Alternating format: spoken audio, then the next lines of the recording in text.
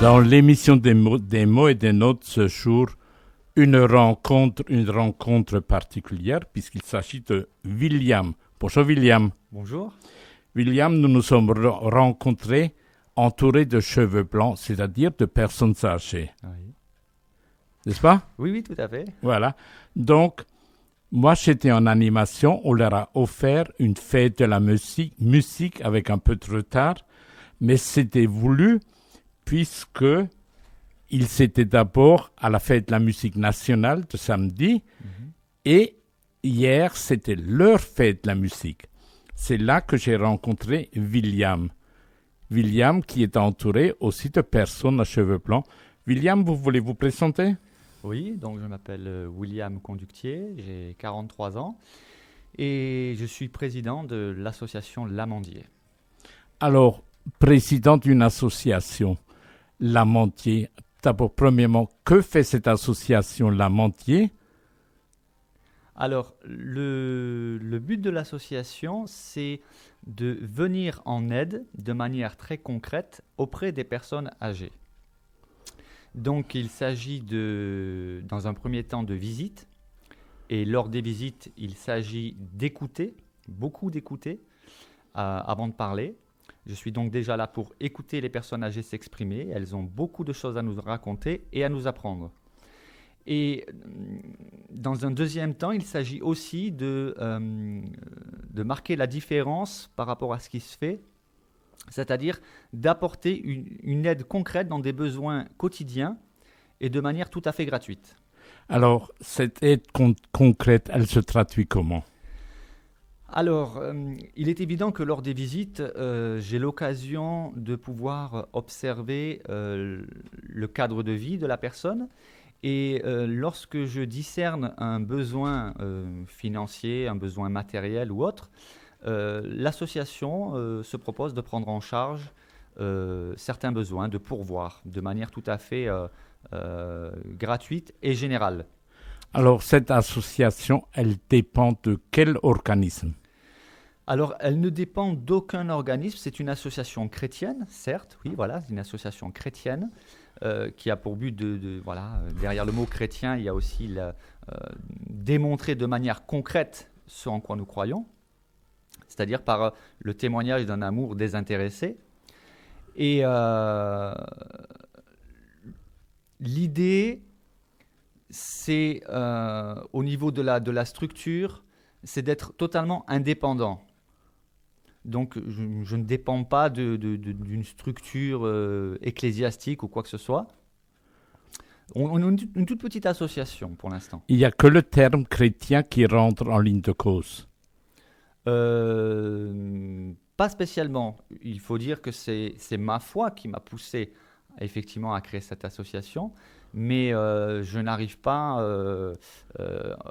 lors de mes visites avec la Bible, hein, je suis d'abord là en tant que laïc, bien que représentant une association chrétienne. Alors William, vous savez, comment est née cette association?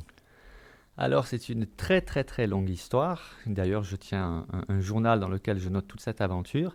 Mais elle est née dans une période, une des périodes les plus noires de ma vie. Après avoir perdu mon emploi, je me suis retrouvé dans un état, je dirais pas dépressif, mais j'ai vécu ce qu'on appelle un burn-out, un surmenage, et j'étais vraiment sous cachet, etc. J'étais vraiment dans une nuit noire et sombre, psychologiquement parlant. Et c'est dans ce moment-là que je peux dire que ça m'est littéralement tombé dessus en lisant l'histoire d'un pasteur qui s'occupait d'orphelins. J'ai été interpellé sur la cause de personnes qui sont à l'opposé des orphelins, c'est-à-dire les personnes âgées. Alors, j'étais vraiment pas prédisposé à cette aide auprès des personnes âgées parce que j'avais du respect pour les personnes âgées, mais j'étais comme beaucoup de personnes, c'est-à-dire que les personnes âgées aujourd'hui, autant nous pouvons être sensibles à la cause des enfants malheureux à travers le monde, mais la cause des personnes âgées, je ne sais pas pour quelle raison, mais très souvent, on n'y est pas forcément sensible. Et là, effectivement, j'ai eu une conviction forte dans mon cœur d'aider les personnes âgées, c'est-à-dire de m'engager pour cette cause. Alors, au départ, J'en ai parlé à mon épouse qui, et d'ailleurs, est à fond avec moi, derrière moi, dans ce projet. Et l'idée nous est venue de commencer à aider, à visiter les personnes âgées que nous connaissions. Et c'est suite à certaines visites dans ce sens que le projet a pris forme. Alors ensuite, il fallait qu'il y ait une structure légale. Et donc l'idée m'est venue, encore une fois, de créer une association. Qui a pour nom l'Amandier. L'Amandier. Ouais. Alors pourquoi l'Amandier? Alors là aussi, c'est une longue histoire, puisqu'au départ, j'avais à cœur d'appeler cette association l'Aumônerie des Cheveux Blancs. Mais j'ai été informé par un aumônier que derrière le terme aumônerie, il y a le terme aumônier et que c'est relativement encadré et que, étant donné que je ne suis pas moi-même aumônier, ça n'irait pas. Et étant donné que je suis chrétien donc, et que l'association est chrétienne, je pars du principe que c'est Dieu le patron, je lui ai demandé à lui, je dis voilà, comment veux-tu appeler ton association ? Et quelques temps plus tard, une amie chrétienne, après avoir lu un verset de la Bible, me dit écoute, j'ai pensé à ton association. Et ce verset, lorsque je l'ai lu, il a trouvé écho chez moi, puisque c'était dans le livre de Jérémie, le chapitre 1, verset 11, où Jérémie avait une vision, il voyait un amandier, et Dieu lui demande que vois-tu, Jérémie ? Et Jérémie répond je vois une branche d'amandier. Et le Seigneur lui dit tu as bien vu, car je veille sur ma parole pour l'exécuter. Alors je me suis posé la question, mais quel rapport y a-t-il entre l'amandier et le fait que Dieu dit qu'il veille sur sa parole ? Eh bien, cela est dû à la langue originale du texte, qui est en hébreu, et la racine du mot amandier veut dire veiller. Et donc là, je me suis dit, oui, c'est ça, veiller. Donc vous êtes un veilleur. Voilà, mais surtout, je me dis que lui, il veille sur nous, et puis moi, j'essaye, avec les moyens qui sont les miens, de veiller et de surveiller auprès des personnes âgées, dans quelle mesure je peux les aider. Donc, c'est une association qui a les statuts déposés. Oui, tout à fait. Depuis le 28 mars 2013, les statuts sont déposés et consultables sur le site internet de l'association. Vous nous donnez le site ? www.amandier68.org. Voilà. Eh bien, nous allons les consulter, comme vous aussi, vous allez le faire. Eh bien, William, parmi les actions que vous menez, c'est-à-dire être visiteur de personnes âgées ou de malades, Oui. Est-ce que vous avez un lien avec l'APALIP, avec les services du Conseil général pour les personnes âgées ? Non, pas du tout. Alors j'ai rencontré dans le cadre de mes recherches l'association régionale de santé pour leur poser des questions par rapport à mon projet, enfin au projet qui nous tient à cœur, parce que notre activité ne se limite pas aux visites, ni même au fait de pourvoir à certains besoins, puisqu'il y a aussi du transport gratuit. Alors je ne fais pas concurrence au taxi parce que c'est principalement des personnes qui n'ont pas forcément les moyens et je suis tout seul, donc voilà. Mais le projet ultime, ce n'est pas simplement de mettre des pansements, je veux dire, sur la cause, mais ce que nous avons à cœur, c'est de pouvoir créer un lieu d'hébergement, une œuvre d'hébergement pour les personnes âgées qui n'ont pas les moyens. Parce qu'il faut savoir aujourd'hui que le coût d'un séjour permanent en résidence pour personnes âgées est relativement élevé. Et moi, ce qui m'interpelle, c'est les personnes âgées qui ont 600 € de pension. Comment feront-elles le jour où elles doivent intégrer une résidence pour personnes âgées ? Un lieu d'hébergement. Pour l'instant, c'est à l'état de projet. Et dans le cadre de ce projet, j'ai eu l'occasion de rencontrer les instances compétentes, notamment l'agence régionale de santé, pour poser les questions qui convenaient. Voilà. Donc, vous êtes en train de faire des démarches. Oui, tout à fait. Mais qui est-ce qui vous paye, William ? Alors là, c'est la grande question. Oui, parce que de nos jours, rien ne se fait gratuitement. Alors, effectivement, c'est une question c'est surtout mes réponses qui surprennent, en fait. C'est que à partir du moment où je dis que je suis chrétien, c'est-à-dire que je prétends croire au Christ, je suis donc quelqu'un qui dit croire en Dieu. Et pour moi, comme pour beaucoup de chrétiens, la foi ne se limite pas simplement à une croyance parmi tant d'autres. Je pars du principe que si Dieu existe, alors Dieu est capable de répondre aux prières. Et c'est dans cette démarche que j'avance. C'est-à-dire que, pour donner des exemples très concrets, très simples, nous ne faisons aucun appel d'argent, ni sur le site internet, je ne fais pas le tour des églises, et lorsque je suis au contact des personnes âgées, je ne fais pas de demande d'argent. Mais alors comment je fonctionne? Tout simplement en mettant en pratique ce que le Seigneur a dit, c'est-à-dire de prier, demander, et l'on vous donnera. Et Jésus nous a dit que si le Père prend soin des oiseaux, il peut prendre soin de nous. Donc c'est ce que je fais. Je prie et nous recevons des dons de personnes qui ont entendu parler, etc. Mais ce n'est jamais dans un contact d'une demande de donnez-nous de l'argent. Donc voilà, et aussi bien pour l'association qu'à titre personnel, c'est ainsi que je fonctionne, et je puis témoigner aujourd'hui que oui, Dieu répond à la prière, et voilà, je ne peux pas dire autre chose. Cela peut surprendre. Il y en a qui disent oui, tu as peut-être de la chance, mais lorsque la chance se multiplie quotidiennement, est-ce qu'on peut encore appeler ça de la chance ou du hasard? Donc voilà, je ne sais pas si la réponse est satisfaisante, mais c'est comme ça que je fonctionne et que nous fonctionnons. Le hasard, c'est peut-être la main de Dieu qui passe. Incognito. Oui. Tout à fait. Et quels sont les services qu'on peut vous demander? Alors, ils sont divers et variés. Il est difficile d'en faire une liste. Ce que je peux dire, c'est que ce que nous interdisons, c'est tout ce qui a trait aux soins de la personne, puisque là, il faut être un professionnel. Oui. Nous ne faisons pas non plus de transports médicaux. Parce que là encore c'est réservé à des professionnels, mais ça va être par exemple du transport de convenance. La personne âgée qui n'a pas le permis de conduire, qui ne peut plus conduire, qui n'a pas forcément les moyens de payer des moyens de transport et qui aurait besoin d'aller faire une course quelconque, une visite chez le médecin, une promenade de loisirs simplement. Voilà, dans ce contexte-là, j'interviens. Par exemple, un besoin spécifique, besoin de visite. Alors, il est évident aussi que les personnes que je visite chez elles ou en maison de retraite et qui, par la suite, sont hospitalisées, eh bien, je les suis aussi à l'hôpital, à la clinique, etc. Et encore une fois, quelque chose qui est important de préciser, c'est que je ne recherche pas la quantité. Je préfère voir un noyau d'une quinzaine de personnes, 15 à 20 personnes, quotidiennement et régulièrement, plutôt que d'avoir 80 personnes et elles vont me voir une fois tous les 2 mois. Voyez ? Vous êtes un peu un assistant social ? Lorsqu'on me demande ce que je fais, alors avec mon épouse, nous avons réfléchi, comment ça s'appelle finalement ce que je fais. Alors, c'est un peu comme un travailleur social, voilà.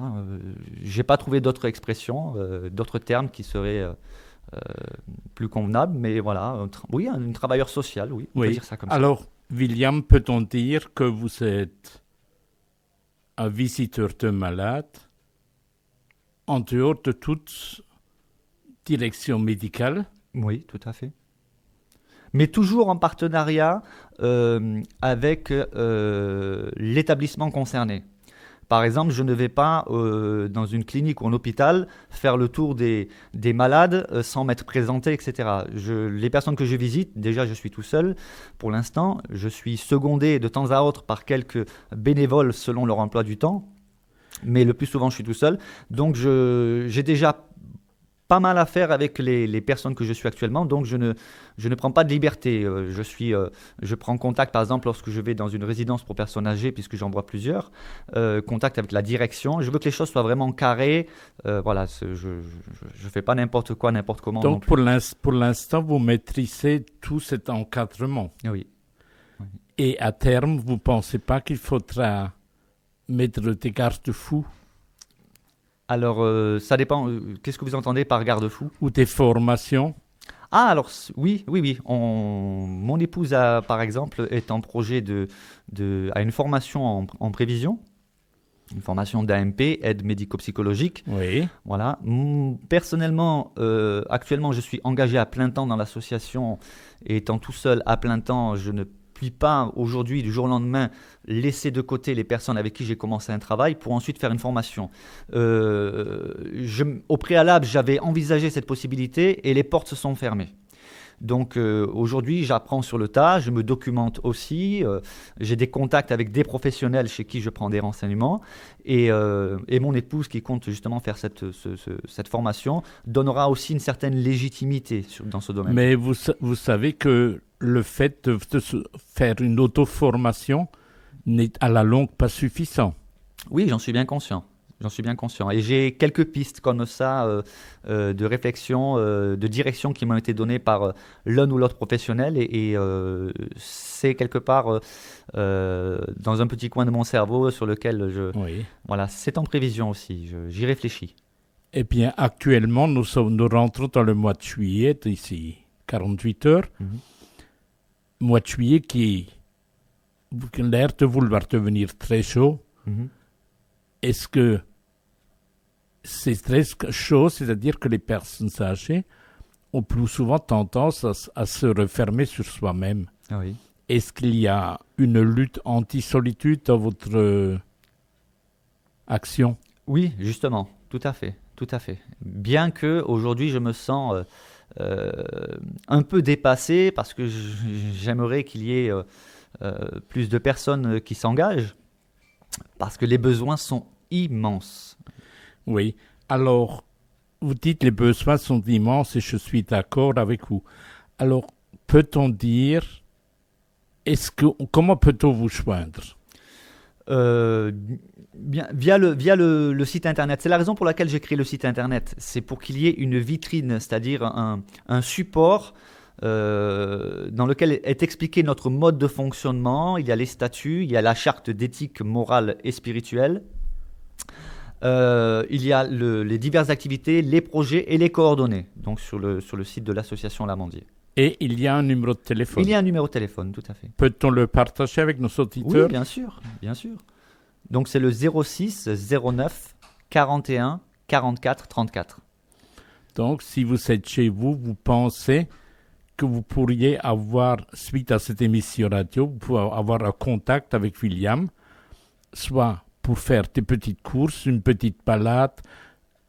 Est-ce que des promenades, ça peut se faire? Bien sûr, oui. Il y a de la demande d'ailleurs.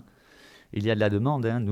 Actuellement, j'utilise mon véhicule personnel, mais c'est vrai que nous avons le projet de pouvoir acquérir un véhicule de transport pour personnes à mobilité adapté, réduite. Oui. Voilà, adapté, parce que nous avions organisé déjà une sortie, mais vu que nous utilisions nos véhicules, nous étions allés à 2 véhicules personnels qui ne sont pas adaptés, ça pénalisait les personnes qui sont en fauteuil roulant. Ah ben oui, donc vous voulez qu'il y ait un déplacement pour tout le monde. Oui, tout à fait. L'Amandier, donc, c'est une association d'entraide aux personnes âgées ou aux malades. Oui, tout à fait. Tout à fait. Alors, c'est principalement les malades, les personnes âgées malades. Parce qu'effectivement, il y a beaucoup de demandes. Nous préférons rester concentrés sur les personnes âgées. Maintenant, il est évident que si une personne est malade et qui a besoin de visite, on ne va pas lui dire non parce que vous n'êtes pas âgé. Voilà. Mais c'est vrai que la motivation première, c'est essentiellement les personnes âgées. Une question, William. Oui. À partir de quel moment est-on une personne âgée? La question. Faut-il sortir la carte d'identité? Non. Il y a des personnes qui vous savez, je vois des personnes âgées de 90 ans qui en font 70 et inversement des personnes de 60 ans parce qu'elles ont eu une vie différente, une hygiène de vie différente, etc. On n'a pas fixé principalement une limite d'âge. J'ai eu une demande d'une personne de 55 ans qui se considérait comme senior, qui avait besoin d'aide. Je lui ai pas dit non parce que vous n'avez pas 60 ans. Voilà. Après, c'est selon la demande. Je veux dire, je suis amené aussi à discerner sur plusieurs critères. Voilà. Oui. Alors, William, êtes-vous un président qui est rémunéré par l'association? Alors non, je ne suis pas rémunéré du tout par l'association. D'ailleurs, je ne le pourrais pas. Je ne peux pas être président et en même temps rémunéré par l'association. Mais à la base, je m'étais posé la question, encore une fois, c'est pas moi-même que j'avais posé la question, c'est au grand président, c'est-à-dire celui en qui je crois, en Dieu, lui avait posé la question, dois-je devenir salarié de l'association ou non? Qu'est-ce qu'il a dit, Niet? Alors, dans la semaine qui a suivi, j'ai reçu des dons spécifiques avec la précision ça c'est pour toi, c'est pas pour l'association. J'ai interprété cela comme une réponse et j'ai eu confirmation puisque depuis le mois de mai de l'année dernière, je n'ai absolument plus aucun revenu puisque j'avais des droits de chômage pendant un certain temps. Et donc depuis le mois de l'année dernière, je n'ai plus aucun revenu. Oui, mais William, il faut vivre. Tout à fait, et c'est encore une fois, même si cela surprend, puisque des amis chrétiens eux-mêmes sont surpris, j'ai passé un deal avec Dieu, je lui ai dit voilà, Seigneur, tant que tu continues de pourvoir, je continue, le jour où tu ne pourvois pas, eh bien je vais travailler, j'ai un BTS commerce, j'ai un diplôme de métallier serrurier, donc je pourrai avoir un travail tout à fait classique, et il s'avère que Dieu a pourvu chaque mois à nos besoins. Alors mon épouse travaille, certes, elle a un salaire, oui, mais son salaire est de loin pas suffisant pour couvrir nos besoins, ce qui fait que chaque mois, je reçois le complément nécessaire pour que nous puissions continuer d'avancer sans être dans le rouge, quoi. Oui. Est-ce que vous pensez que, à vous écouter, il y a des personnes qui diront « Ah bah oui, je peux faire ça aussi ». Est-ce qu'il y aurait de la concurrence ? Écoutez, alors ce genre de concurrence-là, qu'elle puisse se multiplier. Parce que quelque part, si quelqu'un n'est pas appelé à cela, ou si quelqu'un a simplement une idée et puis qu'il se rend compte que ça ne fonctionne pas, voilà, il faut qu'il y ait le sceau du grand patron, si on peut dire. Donc voilà, c'est... Oui. Mais alors, effectivement... Si des personnes se disent « Ah bah tiens, j'ai pas les moyens de créer une œuvre, mais j'ai à cœur d'aider mon prochain, je n'ai pas l'argent, mais en ayant entendu ce monsieur qui parle à la radio qui dit que Dieu répond à la prière et que la personne a envie de faire sa propre expérience, je l'invite. » Donc, on peut l'appeler à votre numéro au 06 09 41 44 34. Et si vous voulez poser une question tout de suite à William, vous faites le 03 89 24 12 11. Radio Dreieckland Colmar, la radio du centre Alsace. Et est-ce qu'il y a beaucoup de membres dans votre association ? Alors, nous sommes les 7 membres fondateurs pour l'instant. Oui. Et c'est vrai que nous ne sommes pas dans une démarche de recherche de membres, c'est-à-dire nous n'avons lancé aucune campagne publicitaire pour dire venez chez nous, on cherche des membres avec des cotisations. Pour devenir membre de l'association, nous ne demandons pas de cotisation. Voilà, donc pour l'instant nous sommes 7 membres, les 7 membres fondateurs, avec nous avons je crois 2 personnes qui souhaitent devenir membres et qui vont être intégrées, mais voilà, nous ne sommes pas dans une démarche de recherche de membres, etc. Pour l'instant nous sommes relativement peu, nous sommes 7. Voilà, donc peu, mais ça ne demande qu'à s'étendre, bien évidemment. S'étendre, bien évidemment. Parce que c'est-à-dire étendre, s'il y a plus de membres dans l'association, ça veut dire qu'il y a plus de possibilités de rendre des visites Tout à fait. auprès des personnes. Tout à fait. Et comment êtes-vous perçu par Apali, par exemple, qui s'occupe des personnes âgées ? Alors, je sais que par exemple dans une résidence où où j'interviens régulièrement, à partir du moment où les choses ont été posées clairement dès le départ, je ne fais pas de prosélytisme. Je suis chrétien, oui. Je le fais dans une démarche d'amour chrétien, oui, mais je ne suis pas du tout dans une démarche de prosélyte. Je ne viens pas tout de suite avec la Bible ni parler de Jésus. Je réponds quand on pose des questions, et forcément la question m'est souvent posée puisque des personnes âgées me disent « Mais qu'est-ce qu'un jeune homme comme vous fait à venir voir des personnes âgées et qui ne demandent pas d'argent ? Comment vous fonctionnez ?» Donc c'est à ce moment-là que j'ai l'occasion de partager ma foi. Mais voilà, je suis dans une démarche respectueuse des croyances ou des non-croyances des uns et des autres. Donc vous pouvez aussi bien rencontrer un Israélite, un musulman, un protestant, un catholique. Tout à fait, tout à fait, tout à fait. C'est l'église œcuménique avant l'heure. Je ne mettrai pas spécialement de nom œcuménique. Je me dis que l'amour de Dieu, il est pour chacun, pour chacune, peu importe sa religion, peu importe son statut social, peu importe sa couleur de peau. Voilà. C'est-à-dire, ça doit aider à la personne qui sera visitée. Tout à fait. Tout à fait. Est-ce que c'est l'établissement qui vous fait appel à vous ou bien c'est le bouche à oreille? C'est le bouche à oreille, essentiellement le bouche à oreille. Alors, William, je sais que vous avez dit que vous avez travaillé en tant que commercial. Oui. Et la formation initiale, je crois que c'est métallurgiste. Alors non, alors la formation totalement initiale, c'était lorsque j'étais au collège. Un conseiller d'orientation m'a orienté vers le métier de cuisinier. Donc j'ai fait une classe préparatoire à l'apprentissage en tant que cuisinier, à la suite de quoi j'ai été à l'école hôtelière. Donc mon premier métier, c'est cuisinier. Ensuite, les années passant, j'ai voulu délaisser ce métier qui demandait un investissement que je n'étais plus prêt à vivre. Et n'ayant pas d'autres qualifications, j'ai exercé diverses activités professionnelles jusqu'à ce que un jour je sois, dans le cadre d'un bilan de compétences, je sois amené à reconsidérer le fait qu'il fallait un diplôme. Donc j'ai intégré une école de commerce où j'ai pu obtenir un BTS commerce. À la suite de quoi j'ai exercé en tant que commercial. Alors là, j'ai vendu du surgelé, j'ai vendu des alarmes, j'ai vendu de l'assurance. Et là encore, après quelques années de pratique, certaines pratiques commerciales n'étaient plus en adéquation avec mes convictions.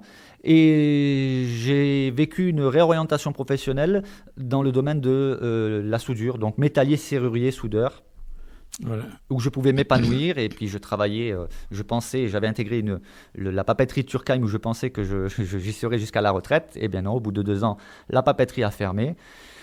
Et puis voilà. Donc pour vous amener sur le chemin que vous vivez actuellement, tout à fait. Il fallait beaucoup de petits raccourcis. Oui. William, je crois que vous n'êtes pas un dialectophone.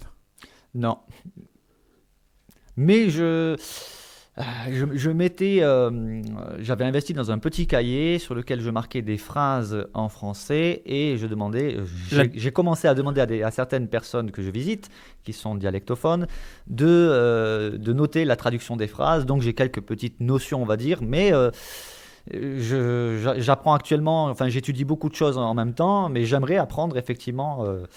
Vous venez de la région où le son est beaucoup plus chantant. Je suis Marseillais, même si j'ai perdu l'accent maintenant, mais je suis né à Marseille, j'ai grandi à Marseille. C'est vous qui avez sapoté la sardine. Là, elle a bouché le port, il paraît. Voilà, c'était le nom d'un bateau, la sardine. Moi, c'est la légende qui le dit. Voilà. Bien. Alors, il nous reste presque 5 minutes. Qu'est-ce que vous aimeriez dire pour la fin? Alors, ce que j'aimerais dire, c'est que vous soyez croyant ou non croyant, que vous puissiez prendre le temps de regarder autour de vous dans quelle mesure vous pouvez aider votre prochain. Il y a, comme je l'ai dit tout à l'heure, les besoins sont énormes. Les besoins sont énormes chez les personnes âgées, mais les besoins sont énormes chez tout un chacun. Il y a énormément de besoins et il y a aussi énormément d'occasions de pouvoir aider son prochain d'une manière ou d'une autre. Alors, si vous vous demandez comment j'ai fait pour rencontrer William, c'était simple. Nous étions entourés de personnes avec des cheveux blancs. Nous avons discuté 2 paroles et puis c'est parti. Ah oui, tout à fait. C'était une rencontre surréaliste une fois de plus. Voilà. Donc 03 89 24 12 11, notre numéro de téléphone, si vous souhaitez parler à William. L'émission exceptionnellement se termine un peu plus tôt aujourd'hui. William, merci d'être venu et merci pour ce que vous faites. Et pour nos amis auditeurs, restez fidèles à notre fréquence qui est le 103.5 et on se retrouve vendredi matin avec une émission en dialecte. RDL 68, traduisez Radio Dreieckland Libre du Centre Alsace. La radio qui permet toutes les alternatives.